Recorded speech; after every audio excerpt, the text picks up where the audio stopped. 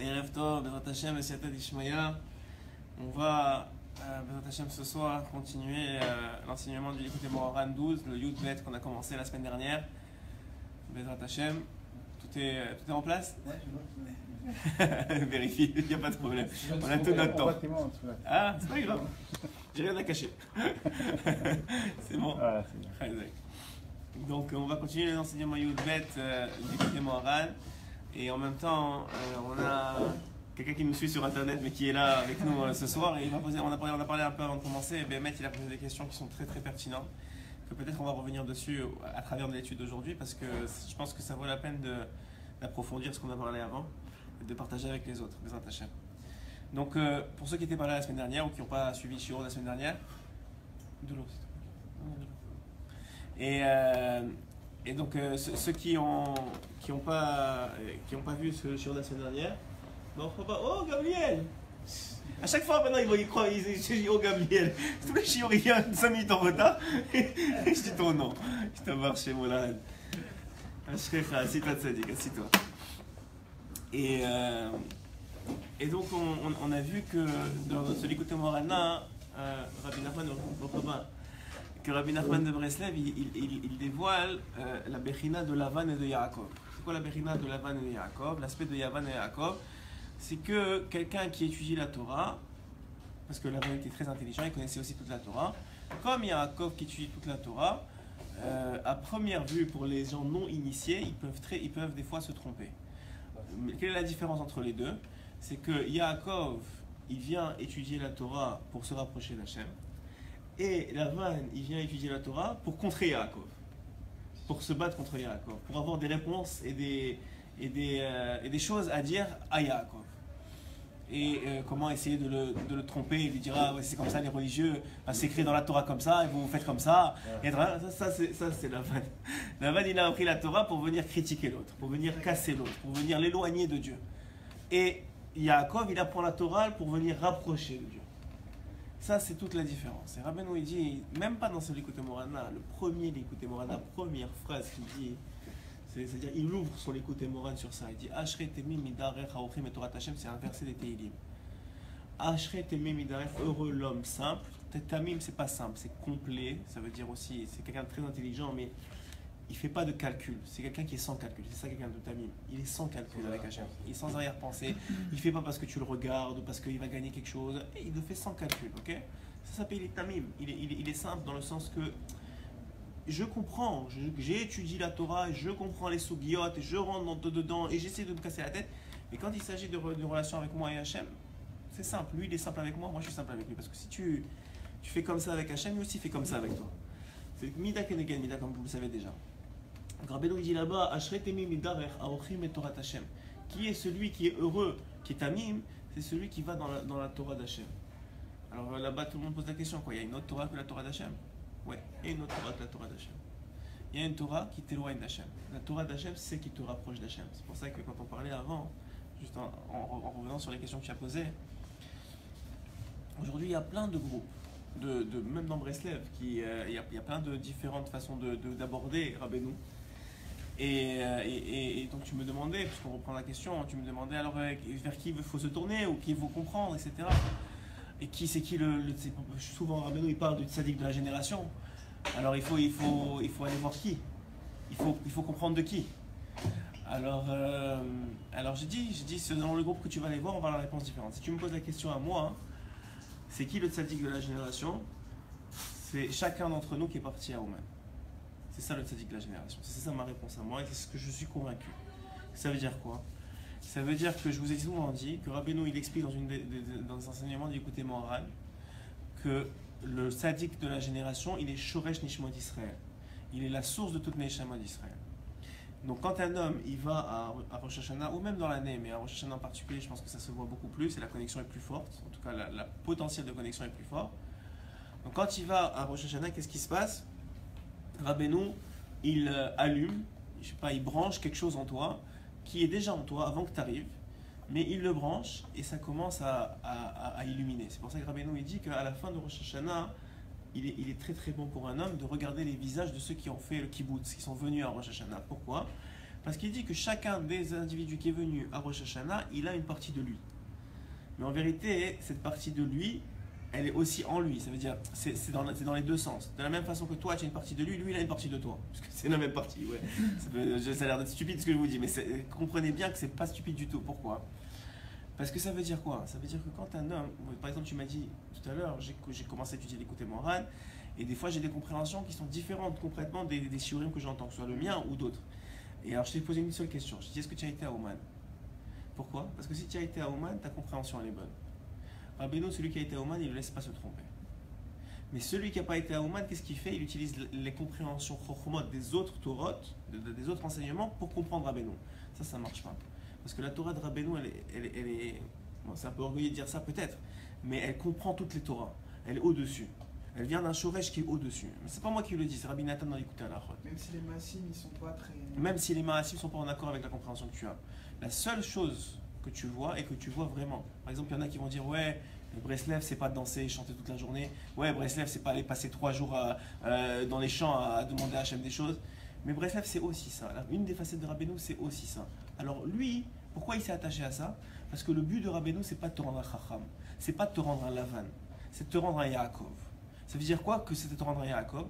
C'est qu'il veut quoi? Une seule chose. C'est ce qu'il dit dans Écoutez Moral Aleph. Il veut une seule chose, il veut que tu te rapproches de Dieu. Quelle que soit la facette qui te touche, ce qui l'importe, ça ne le dérange pas. Tu ne veux pas utiliser les côtés morales et tu veux faire Midot. Tu ne veux pas utiliser faire Midot, tu veux danser, être danse. Tu ne veux pas danser, tu vas aller faire une bonne fais une beauté doute. C'est end-sauf ce qui est contenu comme conseil chez lui. Il y a une porte à toi. Il y a une porte shayach à toi. Maintenant, toi, tu vois le gars, il danse toute la journée, tu dis, mais c'est pas ça, bien sûr, c'est ça aussi, bref. Lui aussi, il y a quelque chose. Rabbeinu dit de chaque personne que tu rencontres, il y a quelque chose à apprendre que même un chacham, il ne peut pas t'apprendre. Ça veut dire quoi? Ça veut dire qu'il a une nekuda, qui est la nekuda du tzaddik en lui. Parce qu'il y a c'est une Torah complète. Écoutez, Moran qui explique ça. Qu'il a une nekuda qui s'appelle la nekuda du tzaddik en lui, qui est un point, qui est le point du tzaddik en lui, qui est la neshama du tzaddik en lui, qui est la révélation du tzaddik en lui, que seulement lui peut apprendre. Parce que c'est lui qui l'a. Et c'est pour ça qu'on remarque beaucoup que les parcours des individus, ils changent après qu'ils sont partis chez Rabbeinu. Pourquoi? Des fois, c'est des parcours... et beaucoup, on commence à donner des shiurim Torah, etc. Pourquoi? Moi, j'en connais beaucoup. Il y en a qui le disent qu'ils sont partis, il y en a qui ne disent pas qu'ils sont pas partis, qu'ils sont partis. Mais moi, je vous dis, il y en a beaucoup aujourd'hui qui donnent des shiurim Torah sur Internet ou ailleurs, qui sont partis chez Rabbeinu. Pourquoi?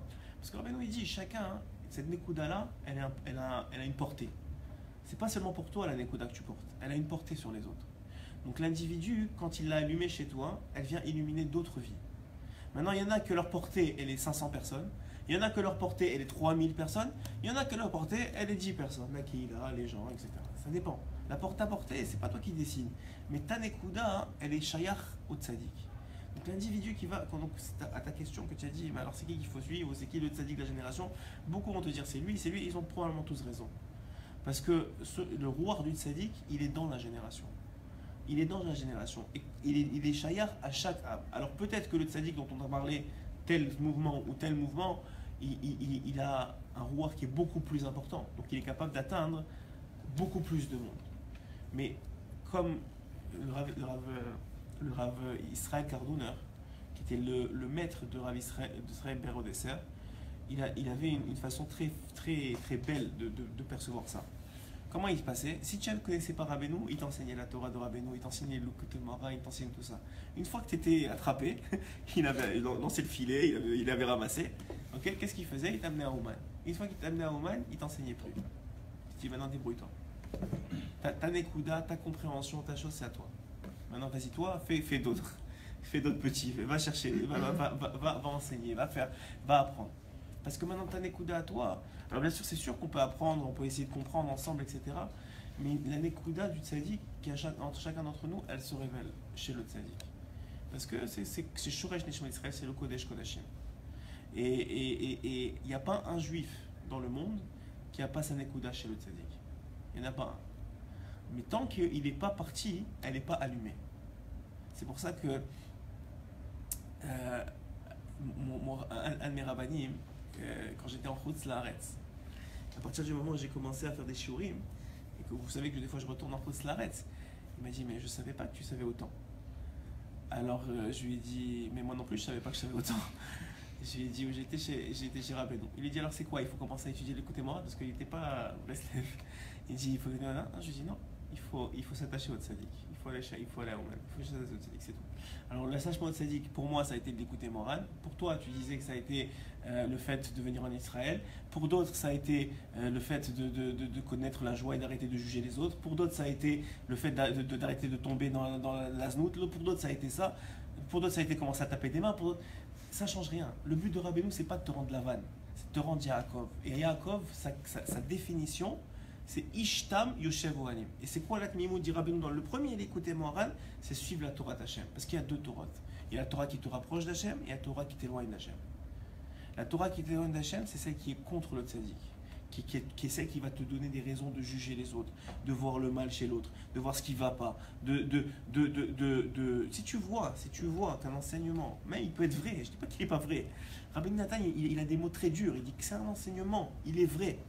Mais le lendemain, quand tu l'as appris, tu es plus loin d'Hachem, tu as moins de réchec, tu as moins de désir de le servir, tu as moins de désir de te lever le matin, tu as moins de désir d'être avec un Baruch Hu, il n'est pas pour toi l'enseignement. Il n'est pas pour toi. Il n'est pas pour toi. Ah, mais c'est de la Torah, c'est de la Torah.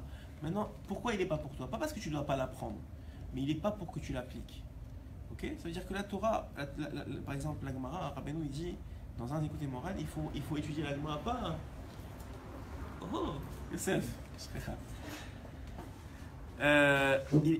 L'enseignement, il n'est pas pour que tu. La Gemara, hein, comme on a parlé, il y a un enseignement qui dit Rabbeinu que celui qui. Tu comprends dans cet enseignement, il ne le dit pas clairement, mais que celui qui étudie pas la Gemara matin et soir, c'est-à-dire il n'arrête pas, il n'est pas Breslev. Tu le sens de son enseignement. Il te dit quelqu'un qui n'étudie pas la Gemara, tu ne peux jamais l'appeler Tamid Chacham, même s'il étudie la Torah écrite toute la journée. Il ne sera pas Tamid Chacham. Donc tu apprends de là que quoi? Que la Gemara, ça fait de toi un Tamid Chacham, ok? C'est vrai. Alors maintenant, quelqu'un il étudie la Gemara. Mais la Gemara, des fois c'est dur, des fois il y a des enseignements qui sont compliqués. Par exemple, j'ai dit Shabbat que comment on choisit un Rav, ouais. Parce que c'est incroyable, j'ai étudié avec mon Rav de Gemara hier. Alors je vais rapporter cet enseignement-là. Et à chaque fois, il me sort une Gemara qui me casse l'enseignement. Mais quand je vous dis me casse, je dis ouais, mais la Gemara là, elle dit pas ça. Et il y connaît la Gemara bien, bon Hachem. Alors à chaque fois, je suis surpris. Et c'est vrai, c'est pas qu'il dit des mauvaises choses. Alors j'ai dit, comment on choisit un Rav? Alors, c'est sûr qu'il doit être Bakir en Torah, il doit connaître les halachot, il doit te montrer la voie à suivre, ça c'est vrai. Mais la première condition pour choisir un Rav, c'est comment Rabbi Israël Salanter il a choisi son Rav. Rabbi Israël Salanter, il a choisi le Chavetz Chaim comme Rav. Comment il a choisi? Un jour, il allait lui demander une question de halacha, et c'était pas encore son Rav. Il est rentré chez lui, sa femme elle a ouvert, elle a dit il est en haut, dans sa chambre. Évidemment, avant de taper, il écoute qu'il ne va pas déranger personne. Qu'est-ce qu'il entend? Il entend le Chavetz Chaim en train de pleurer et dire Hachem, je t'en supplie, sauve ma fille. Hachem, je t'en supplie, sauve ma fille. Hachem, je t'en supplie, sauve ma fille. Alors lui, évidemment, il ne veut pas le déranger. Donc il repart tout de suite. Et le lendemain, il voit le Chavetz Chaim à la synagogue. Et là, le Rav, il vient voir, il dit Votre Rav, je suis désolé, je suis venu vous voir hier et je ne savais pas que votre fille elle était malade.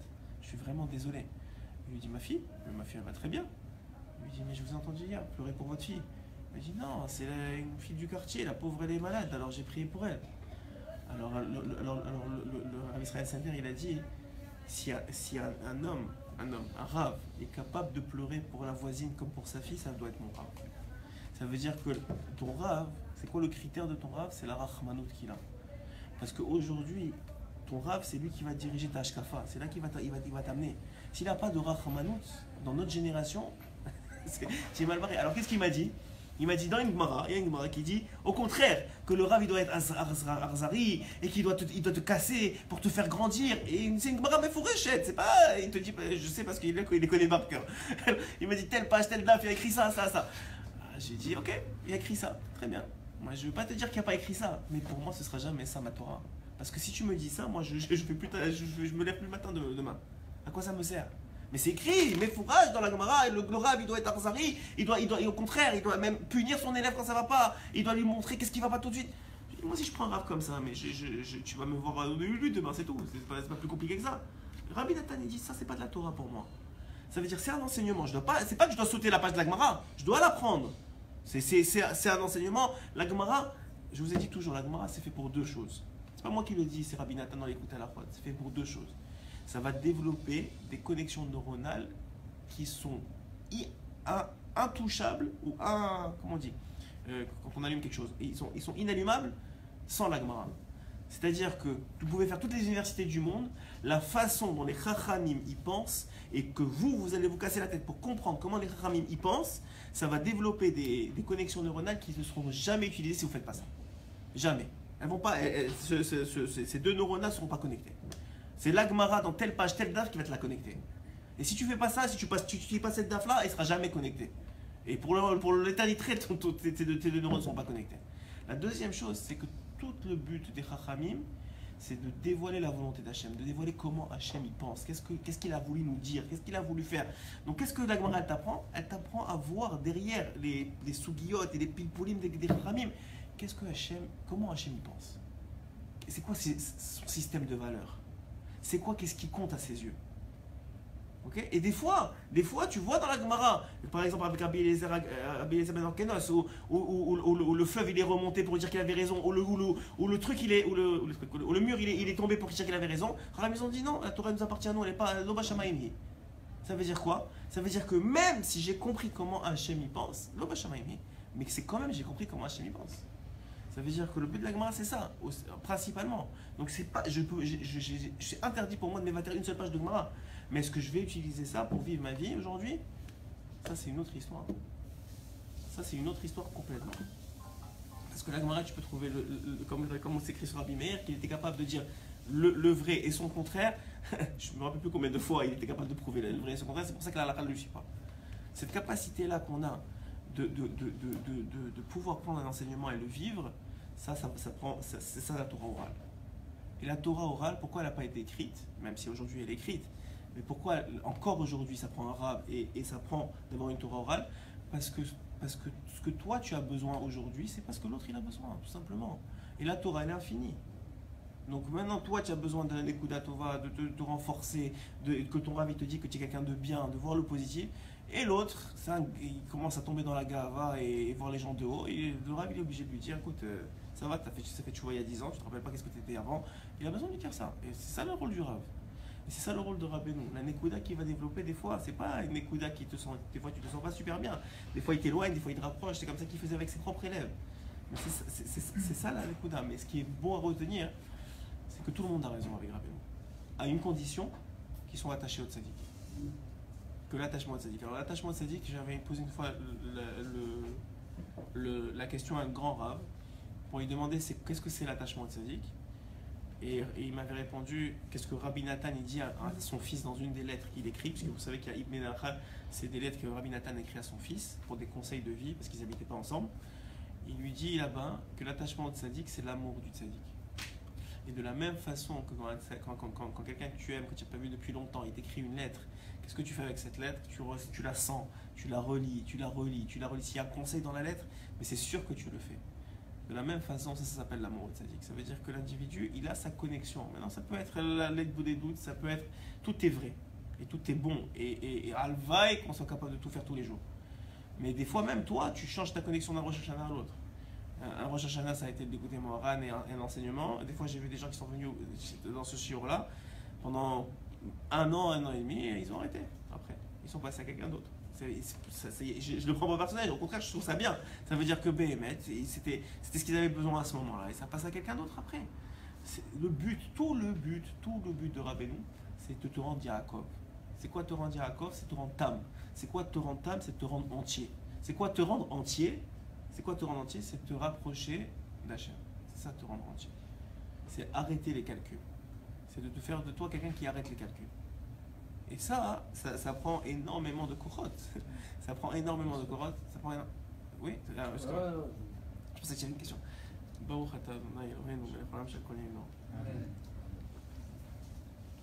Alors on va voir, après la traduction que je viens de faire, qu'est-ce que dit Rabbeinu ici pour expliquer ça. Il dit que, on va essayer qu'on s'est arrêté. Il dit que si un homme il vient, il se demande et si un homme il se demande à l'autre tekev que chez l'omed al lamdan à chidush el tzadik, lorsqu'un érudit en Torah il vient, il apprend la Torah du tzadik. Ayalo la chazor b'tshuva, comment ça se fait qu'il ne revient pas b'tshuva? Il y en a certains qui au contraire ils utilisent cette Torah là contre le tzadik. Ve'ech maniach haTorah shebe'alpe et alamdan, et comment la loi orale elle le laisse poursuivre dans sa mauvaise voie. Quelqu'un qui étudie La Torah, ouais. Normalement, la Torah, c'est la parole de Dieu. On ne parle même pas du tzaddik maintenant. Oublie la Torah du tzaddik. La Torah d'Hachem, ouais, c'est la parole de Dieu. Donc comment un homme qui étudie la Torah, il peut pas, il ne revient pas instinctivement et sur le Ala Makom Betchouva. Comment il ne devient pas quelqu'un de parfait? Pas de lumière, pas de... Alors, en fonction du cli, toi tu dis peut-être, en fonction de qui il est. Oui, Ouais, très bien, ça c'est l'enseignement de Rabbi Nathan. Il dit le cli, c'est ça qui va défaire. Si le verre il est sale, je le dis tout le temps, si le verre il est sale, tu peux mettre de l'eau va se salir. Mais ce qui est beau, c'est que plus tu vas mettre d'eau, plus l'eau sale va déborder, et plus tu vas récupérer de l'eau propre. C'est vrai, tu voulais dire quelque chose? Interprétation personnelle. Ok, aussi, l'interprétation personnelle, très bien. Alors, la réponse de Rabbeinu, elle est comme ça. Tchouva alze, la réponse à ça. Vayaged Yaakov le Rachel ki achi aviha hu vechi ben Rivka hu. Yaakov, il est à la fois de la famille, il dit à Rachel, il apprend à Rachel qu'il est à la fois la famille de Lavan et il est à la fois la famille, il est le fils de Rivka. Ça veut dire que dans sa Torah, ce qui veut dire ici Rabbeinu, c'est que Yaakov, qui est donc le tzaddik, dans sa Torah, puisqu'il est de la famille de Lavan, il est aussi de la famille de Rivka, tu peux, malheureusement, ce que ça va faire la Torah, ça va aiguiser ton esprit. Donc cet aiguisement-là, comme tu as dit, c'est toi qui vas l'utiliser. Est-ce que tu vas faire le neveu de Lavan ou est-ce que tu vas faire le fils de Rivka? Mais c'est la même Torah, c'est le même enseignement. C'est pour ça que je t'ai dit, quand je t'ai demandé est-ce que tu as été Oman, ça veut dire... Moi, je n'ai pas vu ça écrit, mais je sais, je sens que celui qui a été à Oman, il ne peut pas se tromper, il ne peut pas être Lavan. Rabbeinu, il a certifié qu'il sortira de l'enfer. Donc c'est impossible qu'il laisse quelqu'un qui est venu chez lui devenir Lavan. C'est impossible. Ça ne fait pas de sens. Donc même si tu as l'impression que c'est pas ta Torah à toi et que lui il te dit de sauter toute la journée et de truquer, de danser, que c'est ça la Torah, et toi tu n'es pas d'accord avec lui, mais c'est pas possible qu'il se trompe. C'est ça Nekuda à lui. Mais tu n'as pas besoin de venir plusieurs fois. Celui qui est venu une fois, il a dit, c'est fini. Il ne le laissera pas tomber. La Nekuda elle est allumée. Une fois que la Nekuda elle est allumée, tu ne peux plus devenir Lavan. Maintenant peut-être ça va te prendre énormément de temps de devenir Yaakov. Je n'ai pas dit que tu vas devenir du jour au lendemain. Mais une fois que la Nekuda elle est allumée, tu ne peux plus devenir Lavan. Alors il dit ici, ce qui signifie que le tzaddik, alors quoi? Pourquoi tu peux venir là? Parce que le principe de Lavan, le shoresh qu'on a vu la semaine dernière, vous n'étiez pas là, le shoresh de Lavan, c'est d'utiliser la Torah contre le tzaddik. Mais quelqu'un qui a été à Ouman à Rosh Hashanah, j'ai pas vu qui parle contre le tzaddik. Ça veut dire, j'ai pas vu. Des fois il dit ouais c'est pas pour moi. Des fois il voit pas le changement. Mais de venir parler contre, en général il s'arrête. Quand il a quand même s'il parle avant, et la plupart qui parlent contre, en tout cas ceux que j'ai entendus personnellement, et pourtant j'écoute des géorymes en anglais, en français, ce que tu veux, ouais, ceux qui parlent contre ils ont jamais été. Ils ont jamais été. Parce que une fois que tu as été, tu le vois, moi je peux pas dire de non, mais ça veut dire des gens même qui n'étaient pas contre. Mais tu vois des gens, des rabbanim de toutes les tendances possibles, quand ils viennent, et aujourd'hui tu vois, aujourd'hui tout le monde, plus personne se cache, ils donnent des références de Rabbeinu, etc.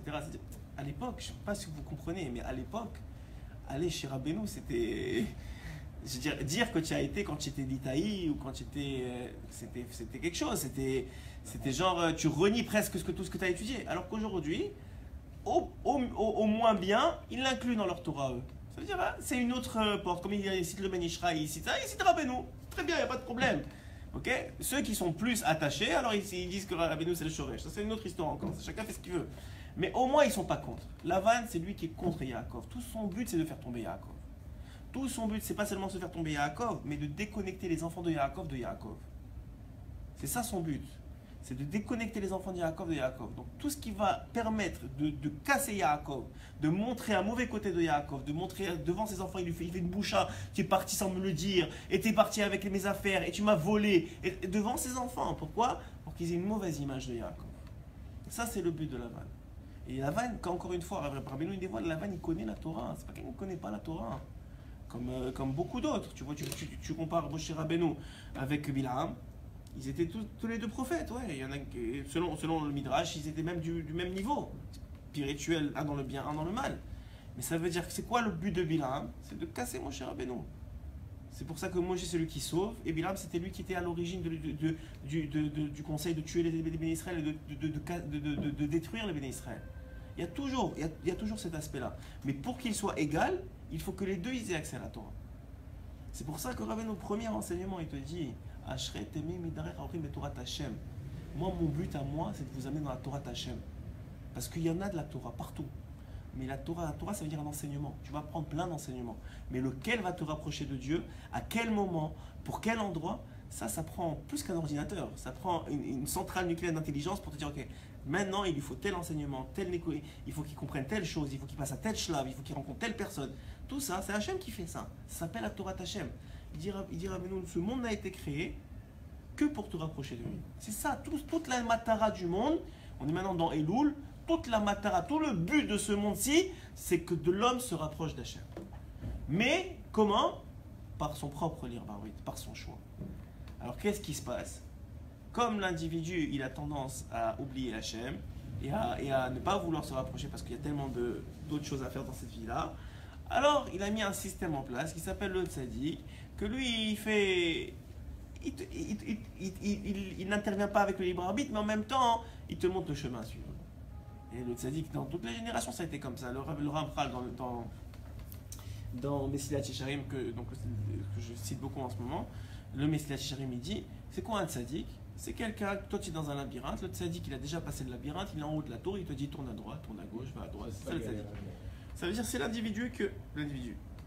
C'est l'homme ou le sage qui a déjà passé les épreuves, qui a une vision beaucoup plus élevée de la vie que toi, et qui a besoin de ta confiance en lui pour te diriger. C'est ça le tzaddik.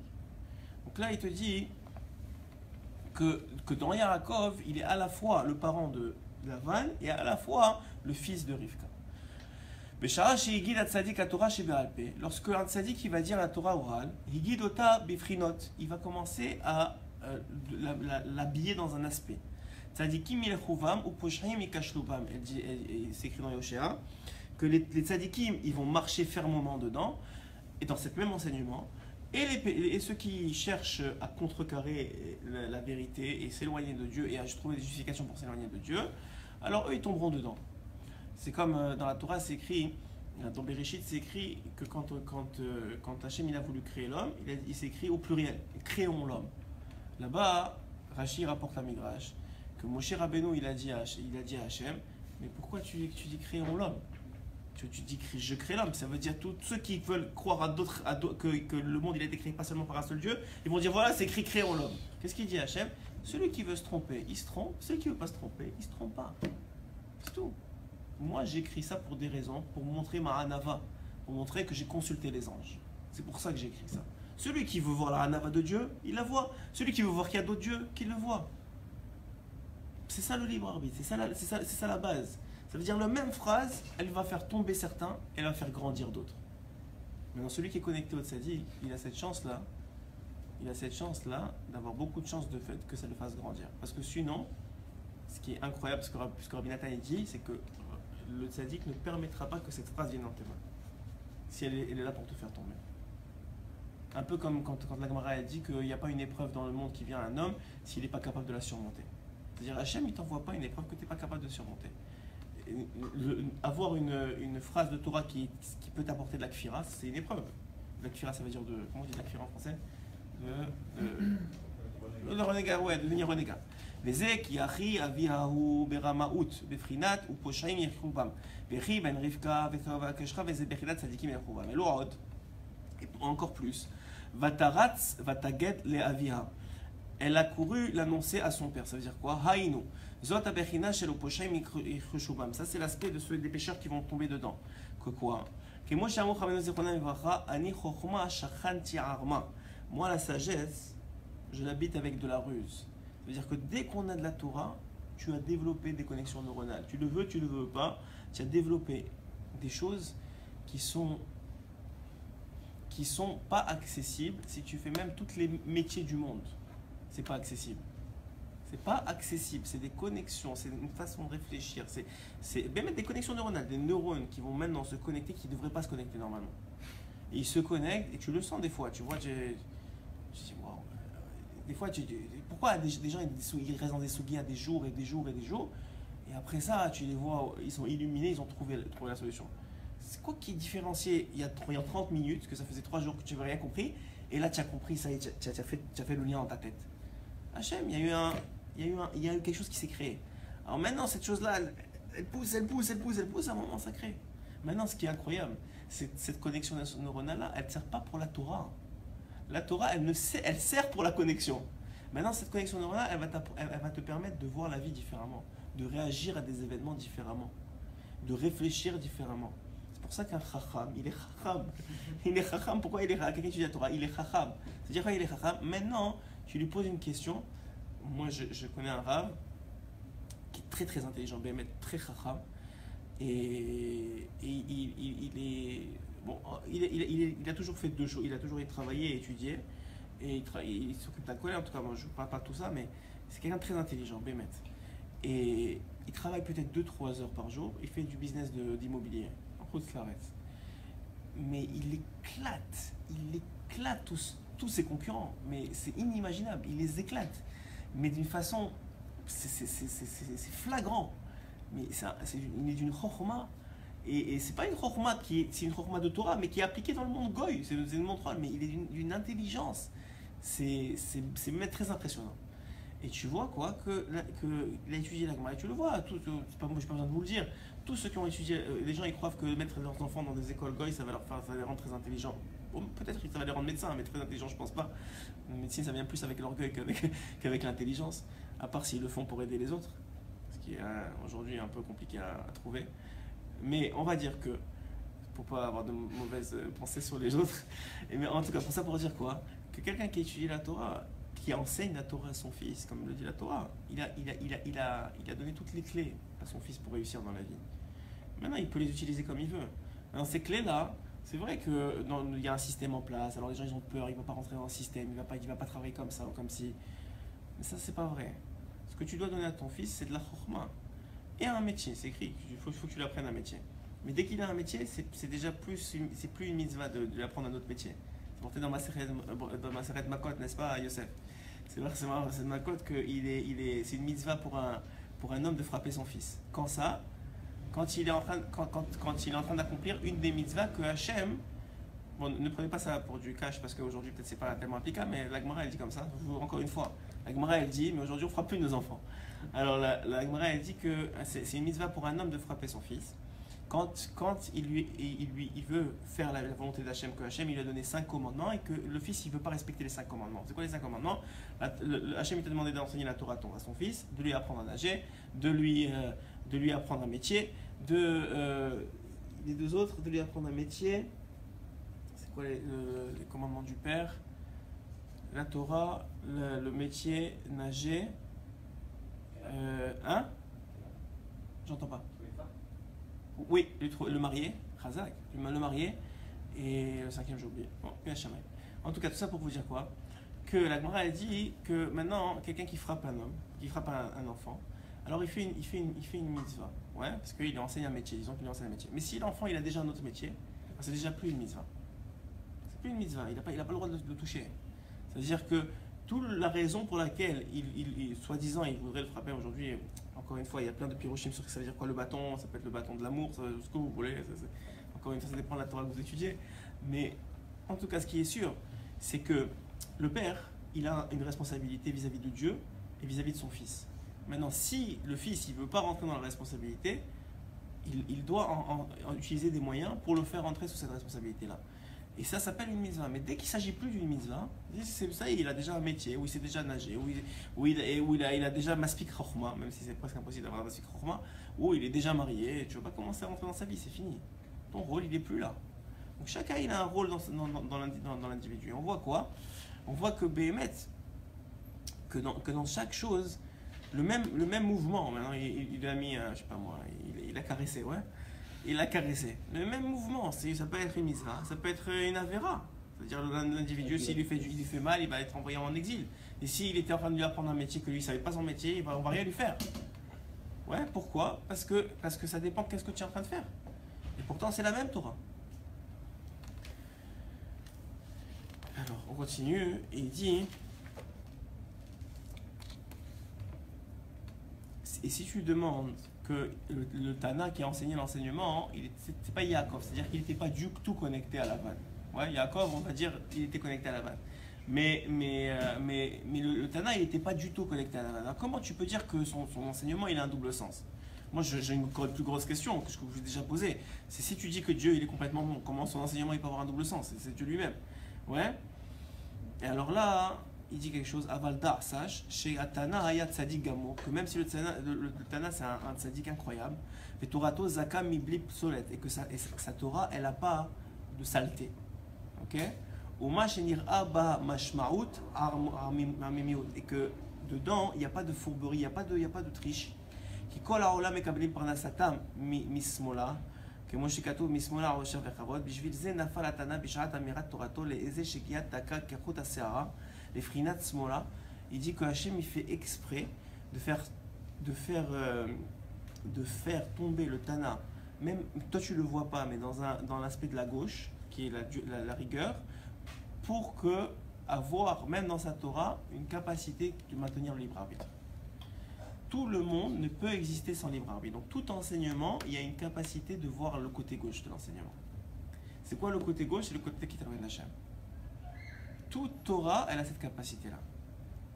Et toute Torah, et plus le Torah, bien sûr, plus le Tana il est bon, plus il est difficile de trouver le côté gauche. Ouais. Rabbeinu, c'est très difficile de trouver le côté gauche. Mais il y en a. Il y a aussi dans chez Rabbeinu, dans les enseignements de Rabbeinu, du côté gauche, de la rigueur. Mais pourquoi? Par exemple, c'est écrit Shamaï et Hillel, ouais. Shamaï, ça vient de Shamaïm. Shamaï, ça veut dire il était dans le ciel. C'est quoi la différence entre Shamaï et Hillel? C'est que Shamaï, il refusait qu'on manque de respect à Hachem. Pour lui, faire des cuts dans la halacha, c'était un manque de respect. Et lui, il était plus proche d'Hachem que de l'homme. Donc lui, il n'est pas question de manquer de respect. Mais Hillel, comme le mot Hallel, c'est la louange, c'est-à-dire il était plus proche de l'homme que de Dieu. Dans le sens, dans sa Torah. Ça veut dire quoi? Ça veut dire que son but à lui, c'était d'aller chercher même celui qui est le plus loin possible, un peu comme Rabbeinu, celui qui est le plus loin possible pour aller le rapprocher de Dieu. Et la volonté de Dieu jusqu'à Mashiach, c'est ça. C'est pour ça que c'est Hillel qu'on consulte à la croix. Pourquoi? Parce que la volonté de Dieu, c'est d'inclure tout le monde dans la Géoula. Maintenant, une fois que tout le monde il va être inclus dans la Géoula, on va retourner à Shamaï. Ça veut dire quoi? C'est qu'une fois que tout le monde il va être inclus dans la Géoula, maintenant, on va plus avoir de Yetzirara, on va être capable de respecter Dieu et de ne pas lui manquer de respect. Mais tant que ça, c'est pas le cas, Hachem, Kaviachol, il est vatran sur son honneur. Il cède sur son honneur. Comme c'est rapporté avec la Sota, qu'il efface son nom. Ou dans plein d'autres cas, où Hachem, on voit que vas-y, c'est pas grave. Juste reviens. Pourquoi? Parce que la plus grande gloire, il rapporte que la plus grande gloire d'Hachem, c'est quand un juif très éloigné, le plus éloigné que vous avez jamais vu de votre vie, il revient. Ça, c'est la plus grande gloire qui existe. Et en plus que ça, quand les nations elles vont revenir, c'est encore plus grand. C'est incroyable ce qu'il dit Rabbeinu. C'est une plus grande gloire que quand les juifs ils vont revenir. Pourquoi? Parce que plus tu es loin, plus tu le connais pas. Moins tu le connais, si tu reviens, ça montre qu'il est incroyable. Comme je vous ai souvent dit, que c'est écrit qu'on va arriver à Rosh Hashanah, c'est écrit que En Meler Blia, il n'y a pas de roi sans peuple. Ouais. Comment on juge un roi? On regarde son peuple. Que ça veut dire quoi? Si tu vois que son peuple, c'est tous des gens extraordinaires, tu dis le roi, waouh, c'est une bombe atomique ce roi. Mais si tu vois que son peuple, c'est tous des voleurs et des tricheurs comme ça rapporté dans un décompte, ou comment on appelle ça, le maître de prière, il va dans une ville et tout le peuple, il cherche l'argent, il cherche à tricher, il cherche à truquer, il sait que le roi, il y a quelque chose qui ne va pas. Alors ce qui est très beau, c'est ça, peut-être qu'on va finir sur ça, mais c'est l'enseignement d'un conte de Rabbeinu, c'est que ce qui est pas le maître de prière, qui est un autre conte, là-bas, il dit que ce monsieur-là, ce tzaddik-là, il a cherché le roi, il a dit, je comprends pas. On m'a dit que ce roi-là, il est extraordinaire, il est magnifique, etc. Et je vois son peuple, c'est une catastrophe. C'est une catastrophe. Alors c'est sûr que c'est pas vrai. Donc il demande à parler au roi. On lui dit, le roi, personne n'a jamais vu, mais il est derrière un rideau tout le temps dans sa chambre. Si tu veux le voir, on peut demander permission, on va demander s'il veut te rencontrer. Il dit, oui, je veux le rencontrer. Il dit, ok. Alors le tzaddik, il vient, il va voir le roi, hein. Il se présente devant lui. Et il dit, comment vous pouvez permettre, il commence à insulter le roi presque, comment vous pouvez permettre, votre peuple est triche, il ment, ils ont essayé de me voler, ils ont essayé, c'est quoi ça, c'est ça, on m'a dit que vous étiez quelqu'un de droit, quelqu'un d'honnête, etc.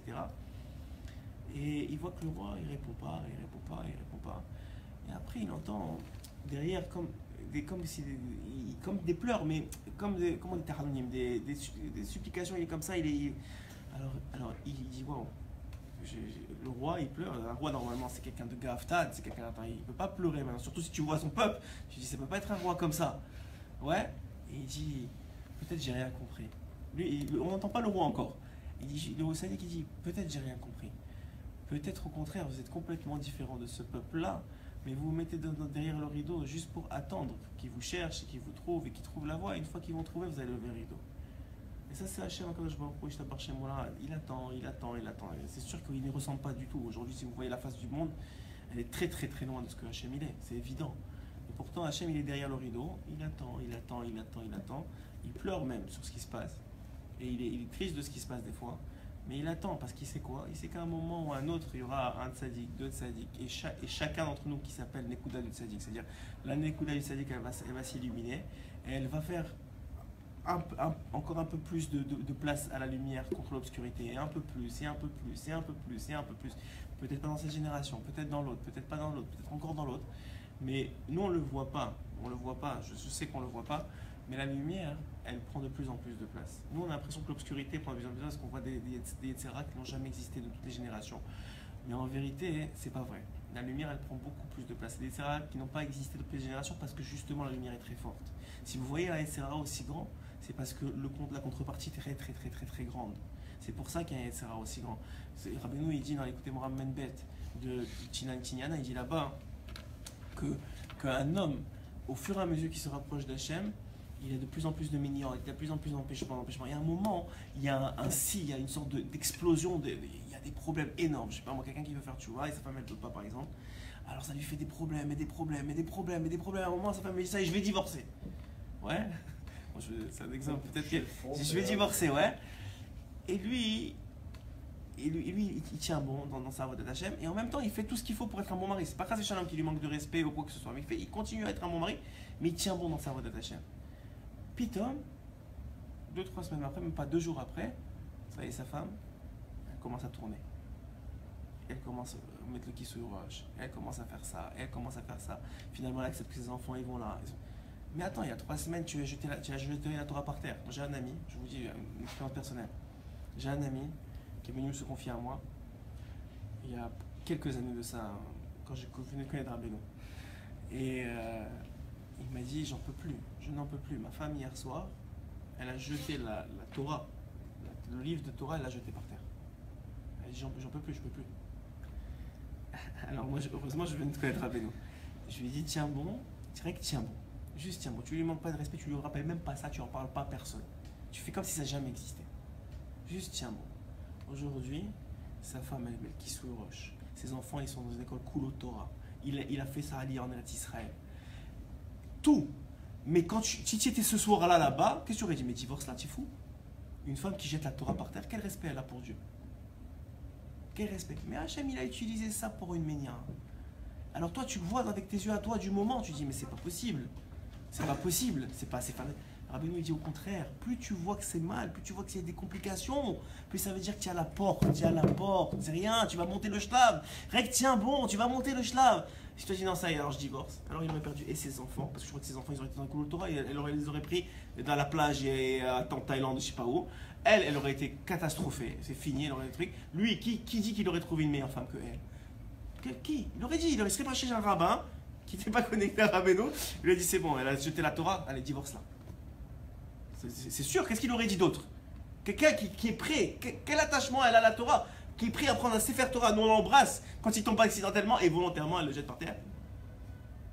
Mais cette femme-là, elle avait beaucoup de ressenti contre son mari, il y avait des histoires, il y avait des trucs. Elle a transféré sur la Torah. C'était un accident, ok? Mais si tu n'es pas Rahman et tu vois pas derrière, ben ça dit divorce, c'est fini. Mais qu'est-ce qu'il aurait? Il aurait tout perdu, tout. Eretz Israël, il aurait perdu. Il aurait perdu son mariage, il aurait perdu ses enfants, il aurait tout perdu. Ouais. Et pourtant, la Torah, t'aurais pu te dire laisse le truquer. Mais il a tenu bon. Et il a tenu bon, et il lui a donné il n'a pas jugé, il l'a truqué, et Béhémet, ça a bien tourné. C'est tout ce qui. Rappelez-nous, vous savez, presque tous les shiurim finissent comme ça. Il faut juste tenir bon. Aujourd'hui, on voit des méniotes, des difficultés, mais c'est parce qu'on est grand, parce qu'on a une échamote grande, parce qu'on a une géoula à amener. Donc, plus la lumière elle est forte, plus l'obscurité elle est forte pour cacher la lumière. C'est obligé, c'est comme ça que ça marche. Mais plus la lumière, plus l'obscurité elle est forte, plus sache qu'en vérité, il y a une lumière énorme. Pourquoi? Parce que c'est écrit dans la Torah, dans Bereshit, que l'obscurité, c'est pas le manque de lumière. Les gens ils croient que l'obscurité c'est parce que tu n'as pas allumé la lumière. C'est pas vrai. Dans la spiritualité, c'est pas comme ça. La lumière et l'obscurité sont deux entités, si vous voyez bien dans les psukim de la Torah, sont deux créations différentes. C'est deux créations qui peuvent créer ensemble. C'est juste que quand il y a de la lumière, tu ne vois pas l'obscurité, mais elle est toujours là. Elle est toujours là. C'est juste que toi, tu ne la vois pas. Et quand il y a trop d'obscurité, tu as l'impression que la lumière n'est pas là, mais elle est toujours là. Elle est toujours là, c'est juste que toi, tu ne la vois pas. Les deux sont deux entités coexistantes, qui ont été créées séparément. Et vous le verrez, vérifiez dans la Torah, c'est écrit comme ça, qu'il a créé la lumière et qu'il a créé l'obscurité. C'est pas qu'il a créé la lumière et après il a enlevé la lumière et c'est ça après l'obscurité. Il a créé les deux. Et pourquoi il a créé les deux? Parce que l'un qui est négatif d'autre. Plus vous voyez d'obscurité, vous voyez quelqu'un de loin, il ne sait pas ce qui lui arrive, il tombe dans des trucs de fou. Plus tu dis ce gars-là, il a une neshama énorme. Plus ce gars-là, s'il tient bon, il va exploser. Dans quelques années, il va faire des shiurim dans le monde entier pour faire revenir les gens du Teshuvah. C'est sûr, parce que c'est pas possible que les Tzerara il perd tellement de temps avec lui. Il le casse tellement s'il a pas quelque chose à faire d'extraordinaire dans ce monde. C'est pas possible. Il a rien à y. Qu'est-ce qu'il s'achète? Si tu vois des gens comme ça, souvent les rabbins ils disent que quand tu vois un enfant qui est turbulent, ça va devenir quelqu'un de grand. Quand tu vois quelqu'un qui l'eau elle dort, il faut te méfier de l'eau qui dort. Ça veut dire quelqu'un qui est turbulent, que les Tzerara tu vois qu'il explose, c'est qu'il a une neshama aussi qui est du feu. Mais si tu vois un gars qui est comme ça, derrière toi il fait des trucs, mais devant toi il est comme ça, sache que c'est très dangereux ça. Qu'on soit capable de voir la lumière à travers l'obscurité. Et de comprendre que Bémet c'est qu'une question de temps. Il faut tenir bon, et les Yeshuot elles arrivent. Elles sont obligées d'arriver. Il faut juste tenir bon. Razak, on va.